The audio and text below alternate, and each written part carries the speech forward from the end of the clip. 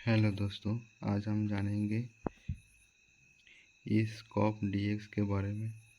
तो ये एक काशी का सिरप है जिसका गले में बहुत दर्द करता है, जिसको सर्दी के लिए बहुत काशी हो रहा है, कोई भी सिरप खा के नहीं ठीक हो रहा है।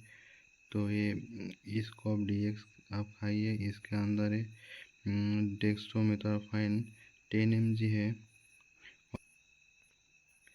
क्लोरफेनिरामाइन मेलेट 4 mg है।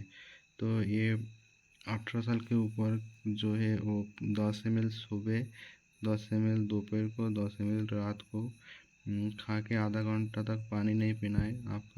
आपका गले में दर्द, आपका खांसी पूरा बिल्कुल ठीक हो जाएगा। जिसको एलर्जी के लिए भी खांसी होता है उसका भी ये ठीक कर देगा। अगर आपको इस नाम का सिरप नहीं मिलता है आपका नज़दीकी मेडिकल शॉप में, तो दूसरा नाम का भी ले सकते हो, दूसरा कंपनी का भी ले सकते हो। ये देख के अगर मेरा वीडियो अच्छा लगा तो लाइक कर देना, सब्सक्राइब कर देना। Good bye.